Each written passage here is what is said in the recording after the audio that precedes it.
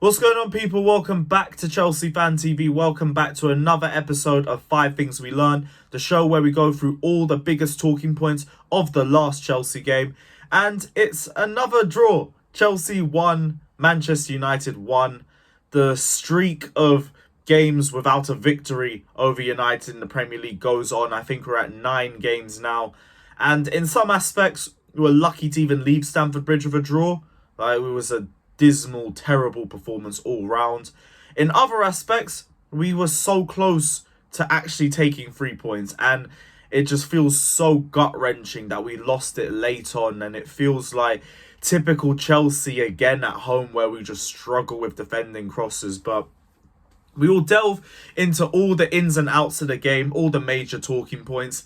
If you agree or disagree with anything I say, let me know in the comment section below and I'll try to respond to all of you guys' comments.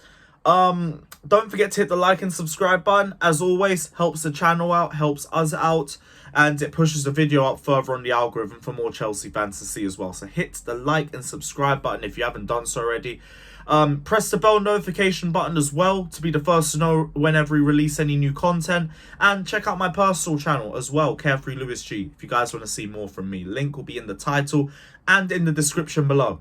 And yeah, other than that, let us just get straight into the video because we don't want to start slow in this video like we did on the game yesterday. Very, I won't say frustrating, but it was a domination. It was an utter domination for long periods of the game, especially in that first half. We were getting battered. I think that's the most dominating performance I've seen from an opposition team against Chelsea this season. And we've had some tough fixtures, the likes of Leeds, Southampton, Zagreb. Plenty of performances where we have looked massively below par. But we haven't been dominated like that. United came to our ground and it was so easy for them to just find players, ping passes around, make chances, get in the position to try and make chances. Whenever we lose the ball, whenever we regained the ball, we were losing it within the second or third pass. And it was with ease. United were dominating us with ease. And the only thing that saved us was they didn't really have any end product. Kepa had a few decent saves in the first half. Sancho stunk. Sancho was absolutely terrible on that left-hand side. And if that's the Sancho United fans have been seeing for the last 2 seasons, they're going through their phase of the Havertz cycle. And they're going to be frustrated with him by the end of the season because he was atrocious. But we didn't turn things round until Kovacic came on. And I don't think it had anything to do with Cucurella being terrible. Cucurella struggled the same way anybody else did. But I didn't look at him and single-handedly say, you're holding us back. We just needed another midfielder in there, and Cucurella had to be the one that made the sacrifice. But we took more control after that.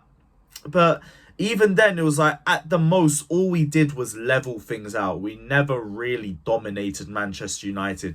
Even going 1-0 up with a penalty was just more like, yo, I will take the 1-0 and I will run with it because we don't even deserve it. And then we just gave it away so easily. And this is going to go straight into my first point. Defending crosses, especially from winning positions, we're not good at.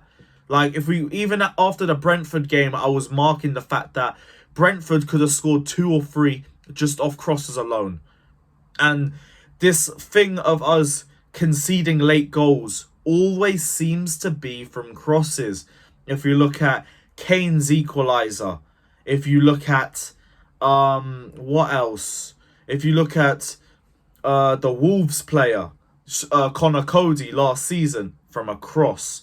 If you look at the game yesterday, Casemiro from a cross. There's 1 or 2 others that I know as well, but they're not coming to the top of my head right now. But we always seem to be poor at defending crosses, especially from a winning position. It happens way too often for us. Hell, even the Watford game, last game of the season, I think we conceded off a cross in that game. And there's 1 or 2 more games as well from last season. I just can't recall. But it's a constant problem with us. And I don't know if it's a case of the defence needing to have a better understanding of each other. I don't know if it's us either man marking or zonal marking, but whatever we're doing, it's not working. For this one game as well, I'm looking at Chilwell for it, really. Chilwell keeps everybody onside. Everybody's onside because he's in the wrong position when the ball gets whipped in. And if he isn't, if he's in the same position as the defensive line, Casemiro's goal gets ruled out for offside. And it's just frustrating. It is so frustrating because defense is usually our stronger point. And we're just not holding on to leads the same way we used to. And it's because of that. I was saying that's a bit of waffle, to be fair, because we have been much better after taking the leads in games under Graham Potter. But it's this one thing that is starting to creep back into our game, and we're starting to look worse when it comes to defending those crosses. And we need to take that out of our game. We really need to take that out of our game. That's my first point, but let me know if you agree or disagree in the comment section. Second, Raheem Sterling. Now, we need to have this conversation. I said I was going to hold my thoughts on Raheem Sterling until after the United game, because these are the sorts of games that we bought him for. He wants to be the main man. You need to have the responsibility that comes with being the main man, and that involves turning up in these sorts of games. And he didn't. It was the same old Sterling that we've seen over the last few games, and I'm now at a position where he does need to get dropped, because in that game he wasn't beating players. He wasn't making chances. I do believe we're asking Sterling to pick up the ball a lot deeper than he usually does. And I do think that's part of the reason why he's struggling. But that also isn't really an excuse. He needs to be a lot better when he's on the ball. And he's just losing possession way too much for my liking. I'm now in a position where he's not guaranteeing his name on the starting lineup anymore. If you can't turn up for these sorts of games and you're not turning up in the games against the lower half of the table, you need to get dropped. You really do. And I do still think Sterling can turn it around. I think people are being very reactionary about his ability. Everyone's saying, oh, he's washed. Why did we sign him? I told you Sterling was going to be terrible and everything like that. No, on ability, Sterling is still our best forward. And if you don't agree with that, let me know why in the comment section, because I find that very hard to believe. But right now he's not showing it, and he does need to get dropped. I've said for enough games, Pulisic deserves a start. And even over Sterling now, massively deserves a start over him. Has to be in the starting 11 for the next match. There is no excuse now. There hasn't been an excuse for a while. But if he doesn't start the next game, I'm just going to assume Potter has a problem with him at this point, because I don't get it. I really don't get it. He came off the bench in the last game and was brilliant for us. He was one of our better players. Came off the bench against Brentford, was one of our better players. I don't get how he's not starting games. I really don't understand it. But my second point is Sterling needs to be dropped. Third, Kepa. Saved us again in the first half, especially in the with a couple of saves from Marcus Rashford. A lot of people are gunning for him because of the equaliser. And I knew this crap would happen. I really did. And I don't get it. This whole narrative that Mendy saves it. Mendy was costing us games at the start of the season. Mendy had a very similar ball to deal with when Danny Welbeck scored the equaliser against Brighton in a very similar time in the game too. And he didn't save that. So I can't hear this narrative that Mendy saves this and this is why Kepa shouldn't be starting. No. Kepa saved us in this game too. He was one of our better players. He came out and did a brilliant job as a sweeper, especially in phases of the second half. I saw one thing that you lot will say is very basic, but Mendy wouldn't do it. Ball was going towards the goal. I think Anthony or Rashford's running towards it. Kepa comes in, sweeps it, and lays an easy pass off to, I think, Ben Chilwell on the left. Mendy's not doing that. Mendy is probably putting a terrible pass out, and it's an open goal. Same thing like Benzema in the first leg against Madrid last season. So let's drop this narrative. Until Kepa starts costing us games consistently, give the guy a chance. And this from someone who's been on Kepa's neck for like the best part of 2 years, and I've been saying he's not been good enough for us. Kepa has saved us the last 2 games going into this United game. Give him some patience. Seriously, give him some patience, because if you're going to bench him off that, all that does is kill his confidence, and it sends the wrong message to Kepa and the wrong message to the rest of the dressing room. My fourth point, Trevor Chalobah. Seriously, like, I can't believe he was getting criticised so much over the summer. Like, I get he didn't have the best end to the season, but it was his first season playing for Chelsea regularly. Now, he looks like he's coming into his own even more. He was always in the right place. His positioning was excellent. It was great tackles, great blocks. Say it quietly, I think he had a better game than Silva last match. I think Silva got caught out a few times. But only say it quietly. Trevor Chalobah right now has been our second best centre-back this season.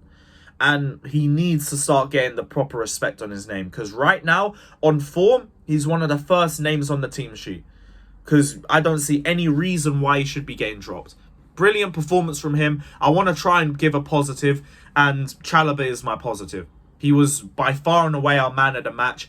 He is really starting to make a name for himself this season, and if he continues this form throughout the season without any real dips, he will be looked at as one of the best centre-backs in the league. People won't say it right now because, lol, Trevor Chalobah. People are going to laugh at the name like that. But if he continues this consistent run, why can't he be put up there? Why can't he? Because the number one thing for him was just consistency. Do it consistently. He is now doing that. If he continues that, he is up there, 100%. My last point, Stamford Bridge. Stamford Bridge as a whole. There's no aura about this ground anymore. There really isn't. And the atmosphere was dreadful. Absolutely dreadful. This singing section that's being rumoured to potentially come around towards the end of the season or next season needs to come in ASAP. Because that's the only thing that's going to save this atmosphere right now. People will laugh at it, say that we're copying the likes of Palace and Arsenal. Everyone's saying Arsenal's atmosphere's been good this season. Like, I haven't been there to see it, but I'm hearing it's good.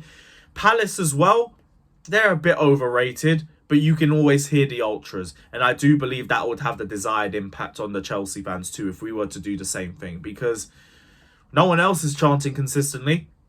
Like, from where I sit, it's me and my mate Ryan in Gate 13. And other than that, it's very up and down in terms of the atmosphere and the consistency of it all. And I think as a ground, we all need to do better. We all need to be a bit louder. From the east to west stands, I expect it. I don't expect an atmosphere from there. But the Shed and Matthew Harding, we need to be doing our job a lot better. Stamford Bridge is not a fortress anymore. Our form has dipped. Last season, I think we were terrible at home. On the Lampard, we were terrible at home.